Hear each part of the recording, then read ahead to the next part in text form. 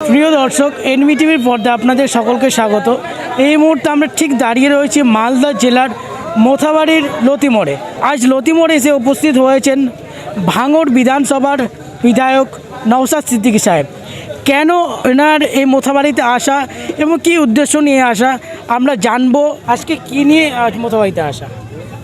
আজকে আমি মোথাবাড়িতে এসেছি লতি মোড়ে। আমাদের মালদা জেলার বর্তমান যে কমিটি আছে বা কনভেনার আছে দিয়ে কাজ চলছে, তার একটা কার্যালয় উদ্বোধন ছিল। সাথে সাথে এলাকার মানুষজনকে বেশ কিছু বিষয়ে জানানো, যেমন হচ্ছে আপনার এই কোভিডের কী ইম্প্যাক্ট পড়ছে, শিক্ষা ব্যবস্থা খোলার দরকার, সাথে সাথে মানুষকেও সচেতন হওয়া দরকার, এবং আইএসএফের কিছু আইডিওলজি নিয়ে আমরা আলোচনা করলাম।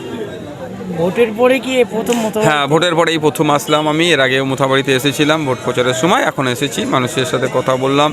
আগামী দিনে যে গ্রাম পঞ্চায়েত ভোট আর তার পরবর্তীতে দীর্ঘদিন পরে বিধানসভা ভোট, ভোটের ব্যাপারে কি প্রভাব দেখছেন? কি দেখুন, মানুষ যে বিধানসভা ভোটে মানুষের মধ্যে একটা আতঙ্ক ছিল যে বিজেপির আতঙ্ক এবং সিএ করে দেশ থেকে তাড়িয়ে দেবে, এই একটা আতঙ্কের জন্য তৃণমূল কংগ্রেস শাসক দল ব্যাপকভাবে জিতে এসেছে। তবে মানুষ যত দিন যাচ্ছে একটা জিনিস সুস্পষ্ট হচ্ছে তাদের কাছে, যে বিজেপি তৃণমূল যে আলাদা নয়, এটা তারা ভালো করে জানতে শুরু করেছে।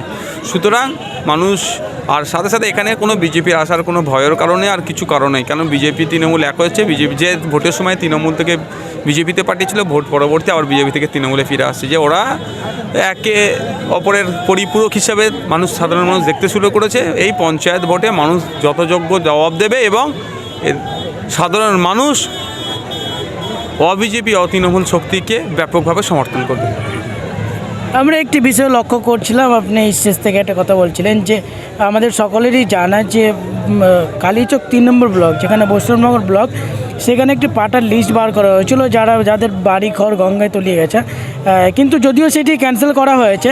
তো সেই বিষয়ে আপনি কি বলবেন, মানে কীভাবে নিচ্ছেন ব্যাপারটা? দেখুন, মানুষের প্রতিবাদের চোটে, প্রতিরোধের চোটে ক্যান্সেল করা হচ্ছে। প্রশ্ন হচ্ছে ওই ধরনের লিস্ট কেন বার হবে, যে লিস্টকে ক্যান্সেল করতে হবে।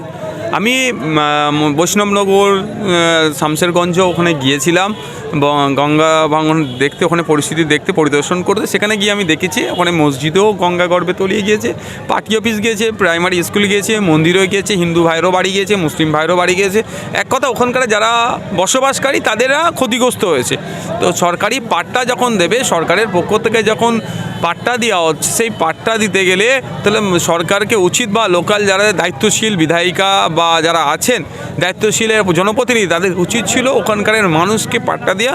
তার মধ্যে বিভিন্ন ধর্মের মানুষ আসতেই পারে, কিন্তু একটা ধর্মের মানুষকে সুকৌশলে বঞ্চিত রেখে অন্যান্য ধর্মের মানুষকে দিদি দেয়, সে ধর্মের মানুষ তো হয়ে তো প্রতিবাদ করবেই, করেছে। আমার কাছে প্রশ্ন, দেখুন, যে জনপ্রতিনিধি হবে সে আর তখন আর নির্দিষ্ট ধর্মের মানুষ থাকলো না, বা সে সবার জন্য পরিষেবা প্রদান করবে, এবং সে আর নির্দিষ্ট দলের থাকলো না, সে সমগ্র তার নির্বাচনী ক্ষেত্রের হবে। কিন্তু দুঃখের বিষয়, আমরা নেটের মাধ্যমে, সোশ্যাল সাইটের মাধ্যমে দেখলাম সত্যি খুবই লজ্জাজনক ঘটনা, যে তৃণমূল কংগ্রেসের মধ্যে থেকেও যে এই ধরনের লিস্ট বার হবে। কারণ যে তৃণমূল কংগ্রেস সদা সর্বদা বলে আমরা মুসলিম মুসলিম মুসলিম করে চিৎকার করে, যেমন বিজেপি হিন্দু হিন্দু হিন্দু করে চিৎকার করছে, হিন্দু ভাইদের বোকা বানাচ্ছে, ঠিক এরা মুসলিম মুসলিম মুসলিম বলে চিৎকার করছে তৃণমূল কংগ্রেস, ঠিক মুসলিমদেরকে বোকা বানাচ্ছে। তার জ্বলন্ত উদাহরণ হচ্ছে বৈষ্ণবনগরে যে পাট্টা দিচ্ছে, 139 জনকে পাট্টা যে লিস্ট বার করেছিল, তার মধ্যে একটা মুসলিম ভাইয়ের নাম রাখেনি। এটাই হচ্ছে তার জ্বলন্ত উদাহরণ, যে এরা কীরকমভাবে মুখে নাম নিয়ে কিন্তু বাস্তবে কাজের ক্ষেত্রে কীরকমভাবে বঞ্চিত করছে। আরেকটি জিনিস যেটি লক্ষ্য করলাম, যে পাঠশালা বন্ধ, পানশালা খোলা, এই নিয়ে আপনাদের আইএসএফ দল কি ভাবতে চলেছে আগামী দিনে? যেমনটা আপনি বলছিলেন নিশ্চয়ই যে কোনো আন্দোলন করতে হবে বা স্কুলগুলি খুলে দেন, এ নিয়ে কী ভাবতে চলেছে? দেখুন, জনমত গঠন করছি, মানুষকে বলছি, অভিভাবকদেরকে জানাচ্ছি, আহ্বান করছি, শিক্ষক শিক্ষিকাদেরকেও আহ্বান করছি যে আপনারা আসুন। গণতান্ত্রিক প্রক্রিয়ায় রাজ্য সরকারের কাছে আমরা প্রথমে দাবি করি, যদি দাবি আমাদের মানে যে 50% নিয়ে হলেও শিক্ষা ব্যবস্থাগুলো খুলে দেওয়া হোক, কেজি টু পিজি বা আরও হাই লেভেলের যেগুলো আছে শিক্ষা ব্যবস্থাগুলো খুলে দেওয়া হোক। যদি রাজ্য সরকার আমাদের দাবি না মানে বা সাধারণ মানুষের কথা কর্ণপাত না করে, তখন সাধারণ মানুষ নেবে রাজ্য সরকারকে রাস্তায় নেবে স্কুল খোলাতে বাধ্য করবে।